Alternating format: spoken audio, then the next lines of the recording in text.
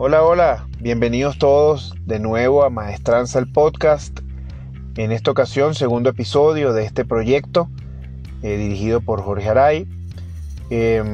Primero, quisiera darles las gracias a todos por tomarse el tiempo de escuchar el primer episodio de este proyecto. Estoy muy agradecido por sus palabras, por sus comentarios, por sus aportes, por sus críticas constructivas para mejorar esta aventura en la cual vamos a estar en contacto semanalmente. Valoro muchísimo que ustedes tomen su tiempo para escucharme y sobre todo para comunicarse conmigo por las vías de redes sociales que estamos llevando para este proyecto. De verdad no tengo palabras para decirles la emoción que siento al tener un público que en verdad quiere escucharme y que además ya dieron algunas ideas para continuar con muchos programas a seguir. En esta ocasión traemos un programa que le dimos por título Simón Bolívar, el Veneco original, en el que queremos resaltar la figura de Simón Bolívar en sus primeras etapas de vida, es decir, en su infancia y su adolescencia, y además hacer un esfuerzo de relación, de similitud con lo que vive el venezolano actual, que ha tenido que emigrar buscando una mejor calidad de vida y pues que tiene algunas características que podríamos tomar en común con el Libertador. Comencemos por el origen de la familia del Libertador. Empecemos por la parte paterna. La familia Bolívar tiene sus orígenes en el País Vasco, una familia con mucha antigüedad, y esto es importante resaltar. Las familias criollas tenían una forma de diferenciarse de otras con respecto a su abolengo, es decir, sobre la importancia y la antigüedad que tenían las familias. Si queremos hacer un ejercicio personal para ver qué tan importantes podríamos ser en esa época, tendríamos que armar un árbol genealógico y tratar de llegar lo más lejos posible con los nombres confirmados de todos nuestros antecesores. Mientras más atrás puedas llegar en el árbol genealógico, mayor respeto tendrías dentro de esta época colonial, y obviamente tomando en cuenta líneas básicas como tierras, nombramientos por títulos nobiliarios o por antigüedad en temas religiosos, porque también la carrera religiosa era muy valorada en estas épocas coloniales, y también una carrera militar.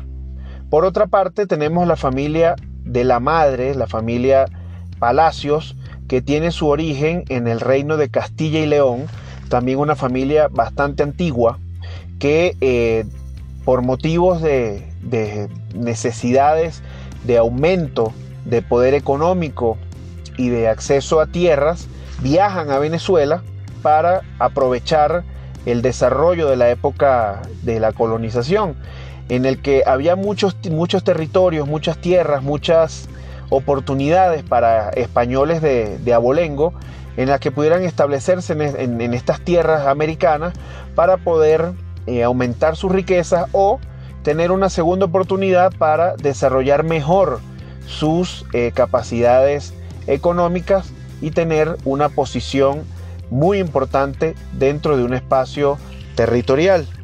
Teniendo en cuenta estas características importantes, ya podemos entender por qué el matrimonio de Juan Vicente Bolívar y de María de la Concepción Palacios ya tenía unos rasgos diferenciadores con respecto a muchas otras familias criollas. Este matrimonio tiene las características típicas de la época. Primero, que el padre era un hombre mucho mayor en comparación a la madre de Simón Bolívar.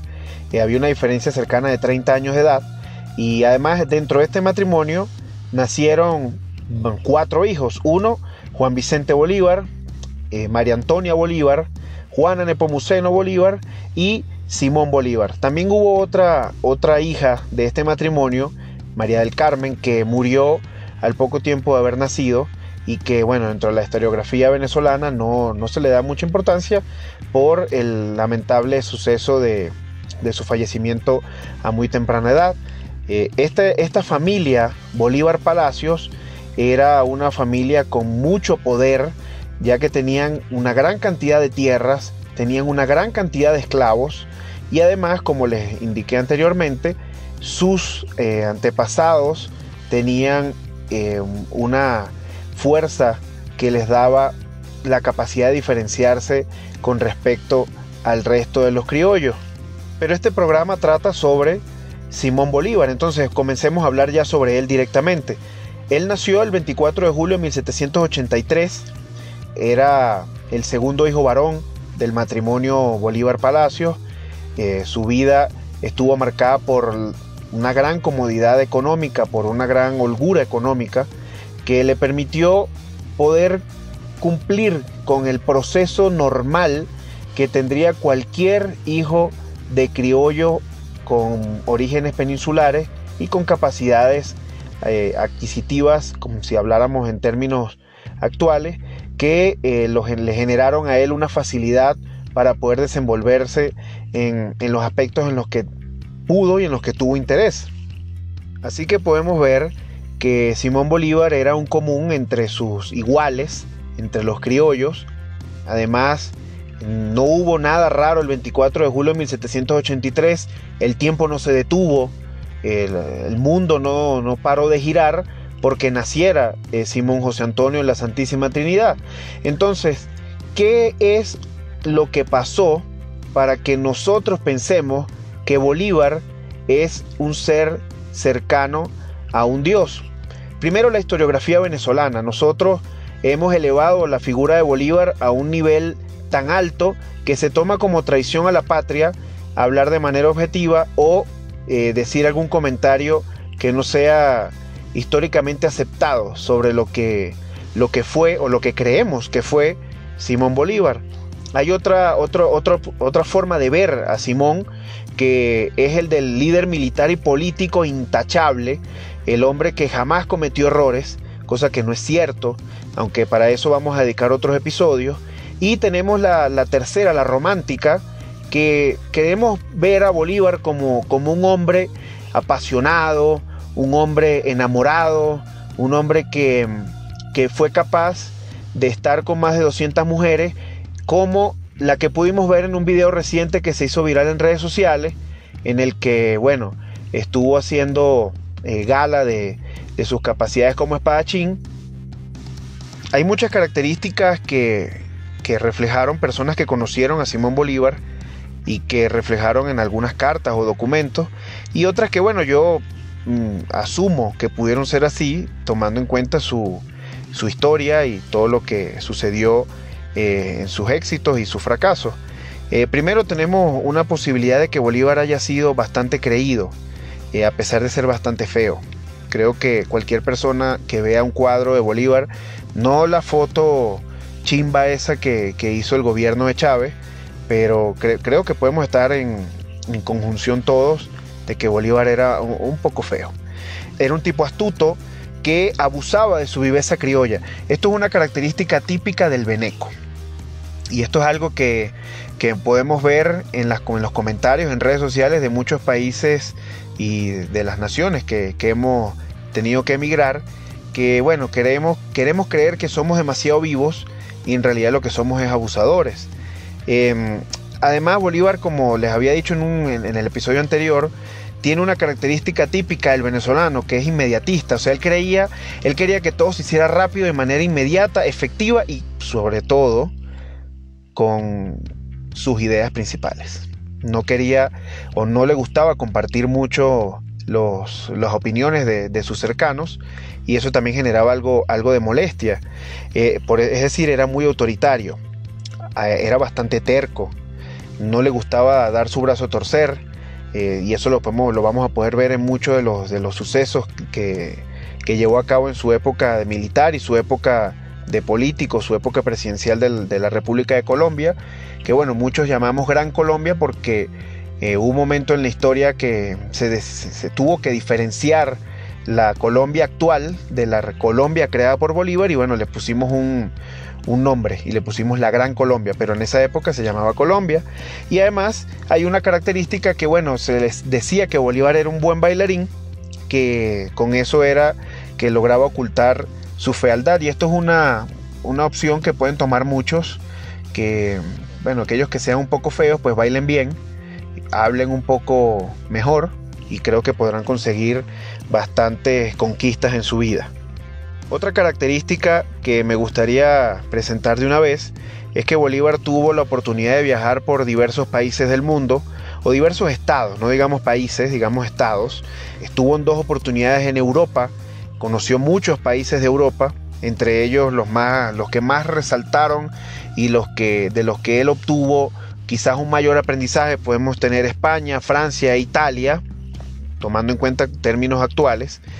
Obviamente todo lo que fue la República de Colombia, que incluye la Nueva Granada, que hoy es Colombia, Quito, que hoy es Ecuador, el territorio del Perú, también parte de lo que hoy es Panamá, formaba parte de lo que era Nueva Granada y luego se separó en el momento de la fragmentación de la República de Colombia la Grande, y además pues creó un estado llamado Bolivia, que de una forma muy humilde, él aceptó un honor de parte del Congreso de ponerle el nombre de República de Bolivia. Volvamos un par de puntos atrás y hablemos del Bolívar romántico. Este Simón Bolívar pues tuvo a lo largo de su vida muchísimas conquistas femeninas, así que otra recomendación para los caballeros que me escuchan: no importa que sea feo, esa no es la excusa, creo que lo estás haciendo mal, sinceramente. Solo voy a hablar de 3 casos con 3 mujeres de las tantas que se pudieron encontrar en sus cartas y sus documentos. Voy a hablar primero de su esposa, María Teresa Rodríguez del Toro. Su esposa era española de origen, nacida en el Reino de España. Cuando él viajó a Europa en su primera ocasión, se enamoró perdidamente de María Teresa. Le costó muchísimo lograr que su padre aceptara el matrimonio que le proponía Simón Bolívar, y él hizo algo aquí bien interesante. Normalmente la familia de la mujer debía pagar una dote, o sea, un adelanto económico del beneficio que obtendría el varón por casarse con la dama. En este caso, Bolívar ofreció pagar una dote. Esto le generó a Bolívar un grave problema con su familia acá en Venezuela. Sin embargo, aquí vemos a un Bolívar que ya está demostrando ser terco y ser un tipo enamoradizo. Pero bueno, logró conquistar a María Teresa, se casa con María Teresa, vive una luna de miel espectacular para sus ojos, logra traerla a Venezuela y al poco tiempo muere. Él en la tumba de su esposa juró no tener más ninguna otra esposa. Y aquí es importante que destaquemos esto. Él dijo la palabra esposa, no dijo pareja. Después de ella vinieron 199 más, pero es un hombre de palabra, es un hombre que cumplió, no se casó con ninguna otra. Y siempre que hablaba por cartas de algún enamoramiento, de alguna pareja, siempre realzaba la figura de María Teresa. La segunda mujer de la que voy a hablar es quizás una no muy conocida, una prima que él conoció justamente después de la muerte de María Teresa, que se llamó Fanny Duvillars. Me disculpan mi terrible francés o mi terrible pronunciación. Ella era una prima por parte de la familia Aristigueta. Ella estaba casada con el conde de Villars o de Villars, no sé, los puristas que quieran ayudarme en la pronunciación del francés pues me ayudarán mucho. ¿Y por qué digo a esta persona, a esta dama? Porque ella estaba casada y a Bolívar no le importó ser el tercero en discordia. Era una época en la que Bolívar estaba muy mal sentimentalmente, era un muchacho que no estaba bien mentalmente, estaba perdido, y ya voy a realzar por qué. Pero él decidió meterse en un matrimonio. Entonces, si hace rato les estaba comentando que nosotros vemos a un Bolívar intachable, un Bolívar ejemplar, un hombre del que muchas mujeres dicen que les gustaría tener como pareja, como hijo, como hermano, ¿por qué valoramos a un hombre que impulsaba el adulterio, que lo veía como algo normal? Bueno, fue tanto las demostraciones de estar con la señorita Fanny, que bueno, al parecer el esposo, el conde, que formaba parte del grupo de militares cercanos a Napoleón Bonaparte, se enteró y obviamente pues la reacción no fue la más amigable posible, y dicen algunos historiadores que esta destape del amorío que tuvo con la señorita Fanny fue uno de los motivos que hizo que Bolívar huyera de Francia y decidiera continuar sus viajes en compañía de Simón Rodríguez, uno de sus maestros y de las personas que más amó en su vida, para cambiar un poco, porque tuvo que enfrentarse con una situación que podríamos llamar de vida o muerte. Obviamente un hombre mancillado en su honor es capaz de muchas cosas. Y la tercera mujer de la que vamos a hablar, que repito, son solo 3 ejemplos de las 199,000 mujeres que tuvo en su vida, vamos a hablar de Manuelita Sáenz. Manuelita era otra mujer casada, y esto es algo que normalmente no se dice en la historia. Recientemente hubo una serie, una novela sobre la vida de Bolívar, que sí demostró que Manuelita estaba casada, pero viendo los análisis que mucha gente hizo de esta etapa, lo vemos como que está bien el hecho de que Bolívar le haya robado a una mujer a su esposo. Es verdad que los matrimonios se pueden acabar, es verdad que los matrimonios pierden el amor, pierden muchas cosas, pero que llegue un hombre a separar a una mujer de su esposo y que, abusando de su poder, someta a escarnio público al esposo, que en el caso de Manuelita era el doctor James Thorne, un hombre británico, supuestamente doctor médico, pero bueno, no, sobre él no se conoce mucho. Pero Manuelita estaba casada y él llegó a robársela y de paso a vivir públicamente con una mujer casada en un concubinato, que no tiene nada de malo el concubinato, pero sí cuando una de las partes de la pareja está casada. Podemos entonces hablar de un verdadero hombre ejemplar, de una figura intachable, un hombre que fue capaz de crear triángulos amorosos, mancillar el honor de personas, de llevar a escarnio público a otras solamente por sus deseos.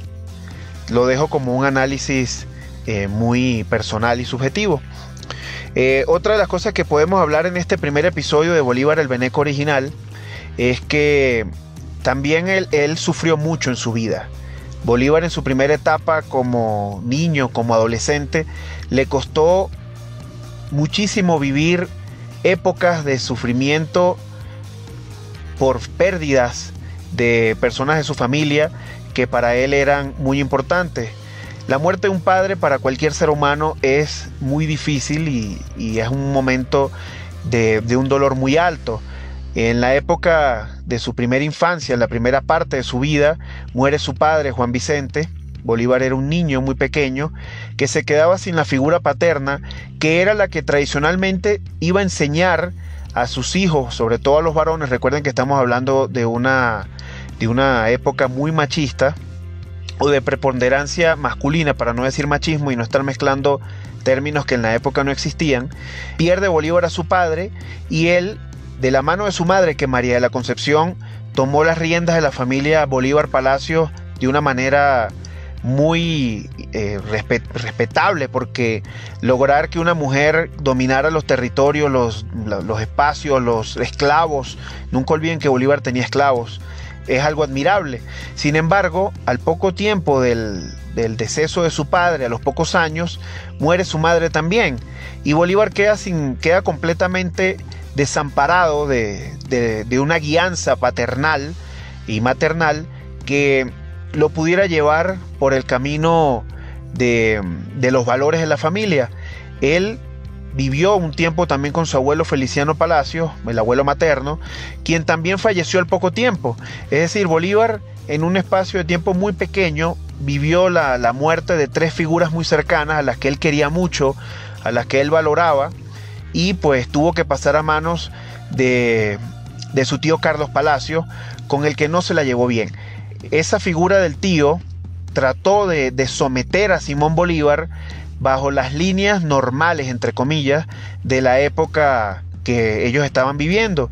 Quiso someterlo, quiso controlarlo, y aparte pues hay demostraciones por documentos que el señor Carlos Palacio pues disfrutaba despilfarrando las riquezas de la familia Bolívar, sobre todo la herencia de Simón, y que trataba de que Simón no tuviera acceso rápido a sus bienes para él poder obtener beneficios personales. Además, tenemos que tomar en cuenta que la figura de María Antonia Bolívar fue para él muy importante. Su hermana lo apoyó muchísimo, quiso criarlo, quiso cuidarlo, quiso encargarse de él, pero por temas legales que el tío Carlos logró llevar de manera efectiva, María Antonia no pudo tener la protección de Simón. Hay muchas anécdotas que son de conocimiento popular, épocas en las que Bolívar huía de la casa de Carlos, se iba a la casa de María Antonia, se escondía allí, luego tenía que el tío Carlos irlo a buscar, llevárselo de una mala manera. También sabemos que en esta época Bolívar conoce a Simón Rodríguez, uno de los maestros de vida que generó en Bolívar un crecimiento como persona, como ser humano, porque el maestro Simón Rodríguez dirigía sus clases de una forma muy distinta para la época. Primero, él mezclaba dentro del mismo salón de clases a diferentes clases sociales, que eso era una aberración para la época. Él mezclaba allí a blancos, criollos, pardos, negros dentro del aula para poder dar sus clases, y esto no era nada típico. Además, Simón Rodríguez dirigía sus actividades académicas basado en los principales intereses de sus propios estudiantes. Y otra cosa que hizo Simón Rodríguez, en lo que se metió en un gran problema, era que él daba algunos atisbos de lo que eran las ideas de la Revolución Francesa y de la Revolución de Independencia de Estados Unidos.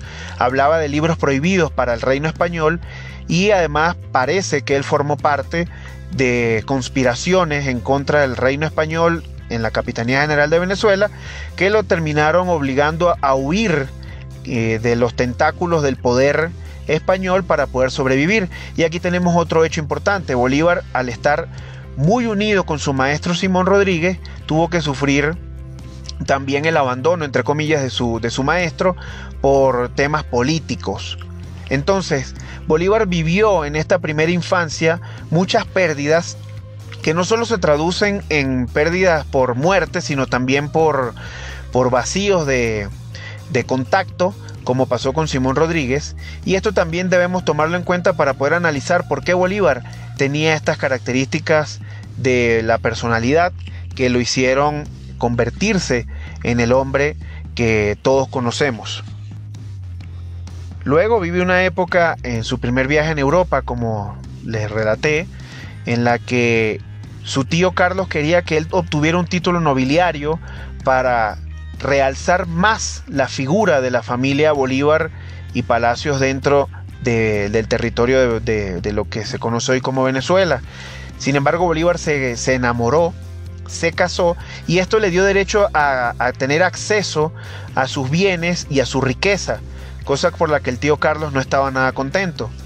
Sin embargo, como les dije, Bolívar regresa a Venezuela con su esposa, al parecer completamente enamorado, y la pierde por fiebres palúdicas que le hacen sufrir nuevamente otra pérdida física de un ser amado. Después de esta situación con la pérdida de María Teresa, él vuelve a Europa a vivir una vida de despilfarro, de descontrol, de excesos. Y cuando digo excesos, hablamos posiblemente de excesos de bebidas alcohólicas y quizás de alguna otra sustancia. Era normal para un joven con tanto dinero, con tanto poder adquisitivo, tener la oportunidad de vivir una vida completamente desequilibrada. No tenía una figura que pudiera guiarlo, no tenía alguien que le pudiera indicar cuál podría ser el camino que una persona como él pudiera tomar, hasta que se consiguió con Simón Rodríguez en este viaje a Europa, que que le ayudó a reencauzar su vida, y fue al parecer una influencia muy fuerte los ideales que tenía Simón Rodríguez para guiarlo en una posible misión de obtener la independencia de los territorios de América. Entonces podemos ver que Bolívar, si bien fue una persona que tuvo muchos abusos, muchos excesos, muchos descontroles, podríamos ver una especie de justificación todos los sufrimientos que él tuvo a lo largo de su vida. Sin embargo, bueno, para poder llegar a una conclusión, tendríamos que ver toda la vida de Simón Bolívar y poder determinar si realmente Bolívar entra dentro de esta cajetilla que llamamos venecos, o que nos llaman venecos, pero Bolívar ciertamente tenía muchas características similares a las que tenemos por mala suerte como etiqueta en el mundo, nosotros los venezolanos. Como va a ser costumbre en este programa, voy a hablar de algunas anécdotas que pudiéramos tomar como entretenidas o quizás como atractivas. Bolívar luchó contra los españoles, y eso es algo que es muy obvio dentro de la historiografía, pero la persona que lo recibió para que pudiera tener un descanso, y bueno, finalmente terminó falleciendo, era un hombre llamado Joaquín de Mier. No iba a decir ninguna grosería, en verdad ese es su apellido, de Mier. Lo recibió en la Quinta San Pedro Alejandrino, ubicada en Santa Marta, Colombia, y era un español. Es decir, tanto luchó él contra los españoles, pero terminó muriendo en la casa de un español. También decimos que Bolívar era un venezolano completo. Veamos técnicamente, Bolívar nació en el territorio de la Capitanía General de Venezuela, un territorio que formaba parte del Reino de España, es decir, nació español. Y cuando murió colombiano. ¿Por qué digo que murió colombiano? A pesar de que la República de Colombia o la Gran Colombia se estaba desmembrando un poco antes de su muerte, su existencia política finalizó en 1831, unos pocos meses después de su muerte, el 17 de diciembre de 1830. Pero Bolívar nació español y murió colombiano, no netamente venezolano, como queremos creer ahorita. Hemos hablado también sobre sus figuras románticas y sobre sus excesos de romanticismo, pero también tenemos que solamente mencionar sus abusos como una persona despiadada, violenta y extremadamente agresiva, como se reflejó en el decreto de guerra-muerte, del cual vamos a dedicar un episodio solo para analizar por qué Bolívar fue un sanguinario y una persona completamente violenta en sus procesos de independencia, porque nosotros mentalmente queremos creer que la guerra de independencia es como están los cuadros de los pintores más importantes de Venezuela, que no hay ni una gota de sangre. Y además, podemos, para cerrar, dar una anécdota bien interesante que a mí siempre me ha llamado la atención. Una de sus esclavas más famosas, la Negra Matea, fue una mujer extraordinariamente longeva. Bolívar muere en 1830, pero en 1842 José Antonio Páez, uno de sus rivales más fuertes en el tema político, decide solicitar a Colombia la repatriación de sus restos. Y la Negra Matea estaba junto a José Antonio Páez cuando se reciben los restos de Bolívar, que descansaron en la Catedral de Caracas. Y en 1876 estaba en el gobierno de Antonio Guzmán Blanco, y nuevamente la Negra Matea está al lado del presidente de la República, que era Guzmán, para hacer los honores de traslado de los restos de Bolívar a lo que hoy se conoce como el Panteón Nacional. Es decir, la Negra Matea sobrevivió a Bolívar por 46 años o un poco más, y estuvo presente en los honores post-mortem que se hicieron al Libertador. Con estas características y anécdotas que les acabo de relatar, vamos a cerrar este segundo episodio, que creo que da algunas luces sobre lo que es mi pensamiento sobre la figura de Simón Bolívar. No quiero que piensen que quiero que ustedes piensen igual que yo. De hecho, me encantaría que alguien fanático de Bolívar quiera darme sus ideas y sus propuestas. Yo creo que me saturé en algún momento de tanto bolivarianismo, y por eso busqué formas de contrarrestar la figura de Bolívar. Este episodio tiene ciertos elementos que me gustaría relatarles. Uno, que rompo con esta primera fase de conocimiento mutuo en el primer episodio. Me gustaría escuchar cuáles son sus sugerencias nuevas para esta segunda aventura y pues ver sobre todo sus opiniones con respecto a este nuevo episodio.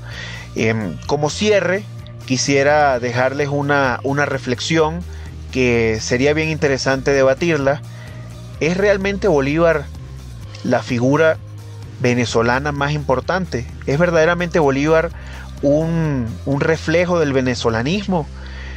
¿Es verdaderamente importante sentirnos increíblemente orgullosos de lo que es Bolívar cuando fue un hombre como cualquiera, que cometió errores y que tuvo sus virtudes? Es interesante que tengamos estas reflexiones y pues que me las reflejen en mis redes sociales, sobre todo en el Instagram @maestranza.ja y en cualquiera de las vías que tengamos de comunicación. Nuevamente agradezco su atención, agradezco la oportunidad de entrar por un momento, por unos minutos en sus tiempos y sobre todo tener la posibilidad de formar parte de su día. Muchísimas gracias, les espero en el tercer episodio la próxima semana, que iremos adelantando cuáles van a ser las temáticas, que creo que también es de interés para mucha gente. Vamos a hablar un poco sobre los orígenes de uno de los seres más nefastos en la historia de Venezuela, que fue Hugo Chávez. Muchísimas gracias por su atención, les espero el próximo jueves.